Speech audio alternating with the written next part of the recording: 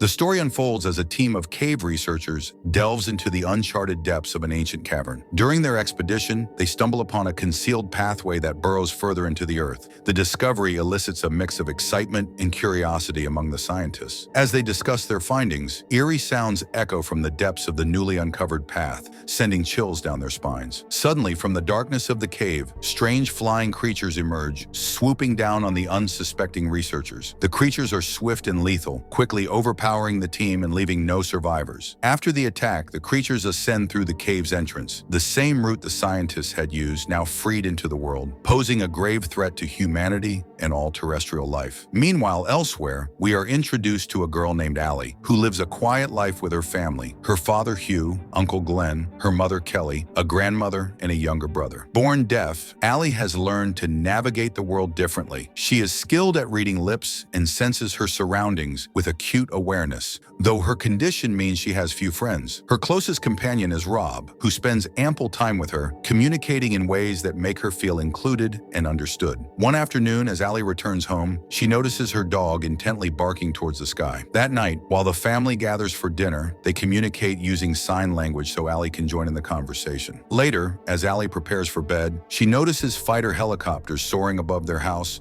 but doesn't think much of it and goes to sleep. In the middle of the night, Allie's mother wakes her up abruptly. The whole family gathers around the television, alarmed by the unusual activity outside. Fighter jets roar overhead, and on the TV, news reports are broadcasting a terrifying situation. A sudden and mysterious mass death is occurring in Finland and Philadelphia, involving strange flying creatures. The family watches in horror as the news shows footage from the affected areas. In one clip, a woman has taped her child's mouth shut and holds up a sign warning, "Do not make any noise." Realizing the gravity of the situation, Hugh quickly instructs everyone to silence their phones to avoid attracting the creatures. The news continues, showing the ancient cave where the scientists had accidentally released these monstrous beings. Suddenly, the television feed cuts out, replaced by an emergency broadcast advising everyone to stay indoors, lock their doors and windows, and remain silent at all costs. The message is clear: stay quiet, stay hidden, and don't venture outside. In the tense atmosphere of the living room, Galen suggests going to his house to gather tools and weapons for protection in case the creatures attack. Hugh, however, insists on adhering to the emergency broadcast's advice, reminding Galen that they were specifically told to stay indoors and keep quiet. Despite the warning, Allie raises a valid point. They live in a densely populated area of the city, which is likely to draw the creatures sooner rather than later. She argues that it would be safer to leave for a more isolated location. Convinced by Allie's logic, the family quickly packs their belongings and quietly loads their vehicles. They decide to leave the city in 2 cars, hoping to find refuge in a quieter, safer place. As they drive away, Allie gazes back at the city skyline, witnessing the chaos as the creatures wreak havoc, attacking indiscriminately. The scene shifts to a subway station on the outskirts of the city, where the aftermath of a recent creature attack is evident. Dead bodies litter the platform, a grim reminder of the creature's deadly reach. Inside one of the subway cars, a group of survivors sits in silence, desperately hoping to avoid drawing any attention. Amidst this tense silence, a woman with a very young child struggles to keep her baby quiet. The child's cries escalate, prompting a man to sternly suggest that the woman and her child leave the subway for the safety of the group. Reluctantly, the woman steps outside the subway car with her crying child.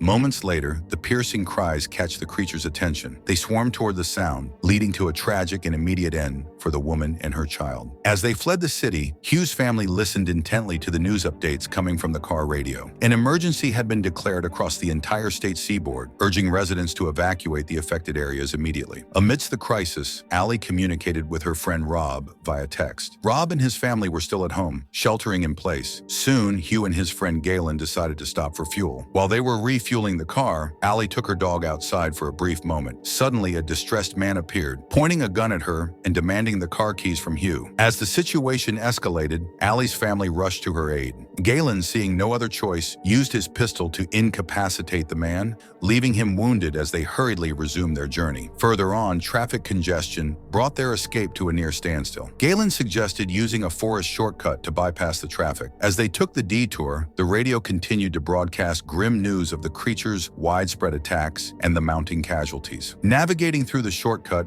Galen's car led the way until a sudden appearance of deer caused him to lose control. The car veered off the road and crashed. Hugh immediately ran to help, finding Galen badly trapped inside the wreckage. Despite Hugh's frantic efforts, it was clear that heavy machinery would be needed to free Galen. Realizing his dire situation, Galen made a grim decision. He handed his pistol to Hugh, urging him to leave and continue ensuring the family's safety. Reluctantly, Hugh left his friend Galen behind, his heart heavy with sorrow. As he returned to his car, Allie sensed something amiss and urgently told her father to stop. Before they could react further, the terrifying creatures they had been fleeing descended upon them. Panic erupted inside the car as Hugh's family screamed in terror. Hearing the screams, Galen, despite his injuries, began firing his pistol in a desperate attempt to draw the creatures away from his friends. The sound of gunfire caught the creatures' attention, and they swarmed towards him instead. Galen faced the onslaught bravely, sacrificing himself so that Hugh and his family might escape. Amidst the chaos, the sound of Galen's struggle reached the car, tormenting Hugh with guilt as he realized there was nothing he could do to save his friend. At the same time, the family's dog began barking loudly, adding to the noise. Knowing the danger of staying put, Hugh led his dog out of the car to try and quiet it. As Hugh cautiously moved away from the vehicle, his elderly mother, suffering from asthma, started coughing loudly inside the car.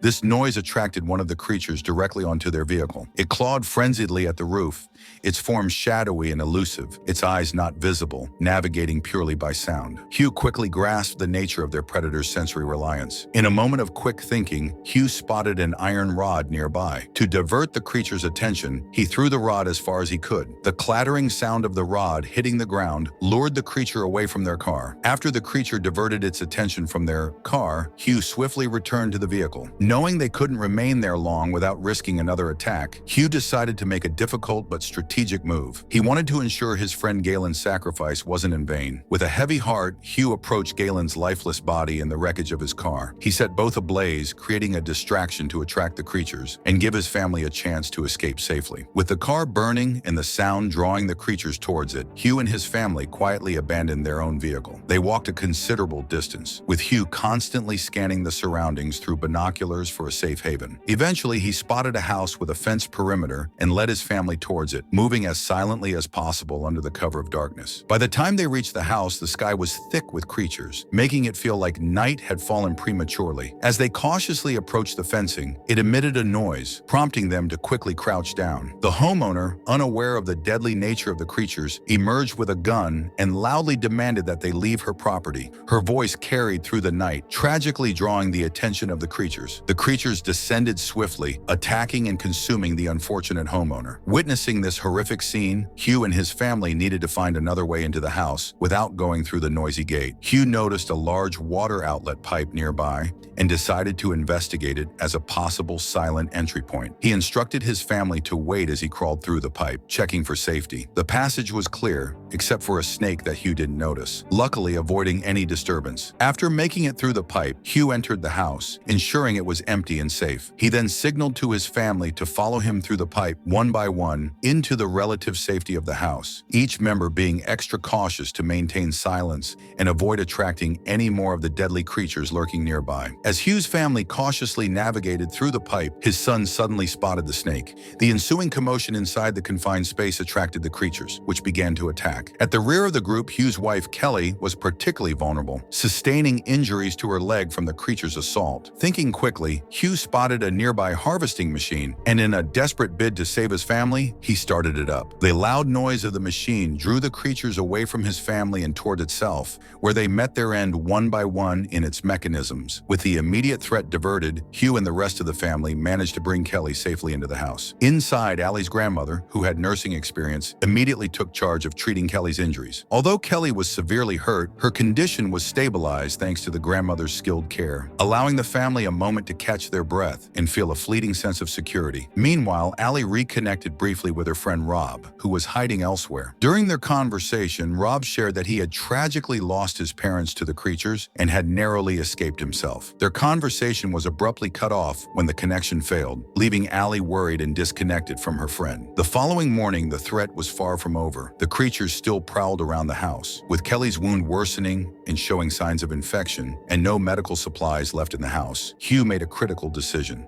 He and Allie would venture into the city to find the necessary medicine. Understanding the risks, they prepared to leave, while the rest of the family stayed behind, fortifying themselves in the house against the ongoing danger outside. As Hugh and Allie made their cautious journey into the city, they noticed numerous creatures perched ominously on the city walls. The streets were eerily deserted, with no signs of other survivors. The duo methodically searched each shop for medical supplies, unaware that a mysterious man was observing them from the shadows. Upon entering a pharmacy, they were met with a grim scene. The store was littered with bodies. Amid the silence, they began searching for the necessary medicine. It was then that Allie made a horrifying discovery. Among the corpses were eggs, indicating that the creatures were reproducing, potentially increasing their numbers exponentially. Just as Hugh located the needed medicine, creatures suddenly swarmed the pharmacy. Using stealth and quick thinking, Hugh and Allie managed to evade them and escape back into the desolate streets. It was there they encountered the mysterious observer. The man stepped forward, silently offering them a note inviting them to join his group. Despite the uncertain circumstances, Hugh and Allie declined, preferring to remain independent. They continued on their way, leaving the silent figure behind. As they made their way back, they encountered the same tongueless man once more. This time he was not alone. He had brought others with him. He approached again with a note, persistently urging Hugh and Allie to join their group. Hugh discovered through Allie's tablet that the creatures were averse to cold temperatures, which explained why there were still survivors in the Arctic Circle. Despite this new information, their immediate concern was the insistent group before them. The tongueless man became increasingly aggressive, particularly interested in taking Allie away. Faced with no other choice, Hugh drew his gun and sternly warned the man to leave them alone. As night fell, Allie received an unexpected message from her friend Rob, confirming that he was still alive. He shared that he was safe in a refugee camp with many other survivors. Before Allie could inquire further, her signal cut out, leaving her with more questions than answers. Later that night, as the family settled into sleep, a series of phone calls abruptly rang out around the house. These were no ordinary calls. They had been strategically placed by the man without a tongue, who was intent on drawing the deadly creatures to them. The family managed to silence the phones, but the damage was done. Suddenly, a group of assailants burst into the house and seized Allie, attempting to drag her away. Hugh and the rest of the family sprang into action, fighting off the attackers amidst the chaos. Amidst the noise, the creatures were drawn to the scene, compounding the peril. In a heroic and desperate act to save her family, Allie's grandmother grabbed the attackers and began screaming at the top of her lungs. The creatures swiftly converged on her, resulting in her tragic sacrifice. Although the grandmother perished, the man without a tongue survived the onslaught. Fueled by loss and determination, Hugh and his family managed to overpower and ultimately eliminate the man without a tongue. By the next morning, with their immediate threat neutralized, they prepared to leave the dangerous area. Guided by Rob's message, they set their sights on the refugee camp he mentioned. Upon arriving at the camp, Allie was reunited with Rob. Together, they began to take a more proactive stance against the creatures, hunting them in an effort to secure their surroundings. As long as these creatures roamed the earth, their lives would never return to normal. This grim reality underscored their ongoing struggle for survival. And so concludes the tale of The Silence, a harrowing journey of a family's fight against a relentless enemy. I hope you found this explanation engaging and that it added depth to your understanding of the movie's intense narrative.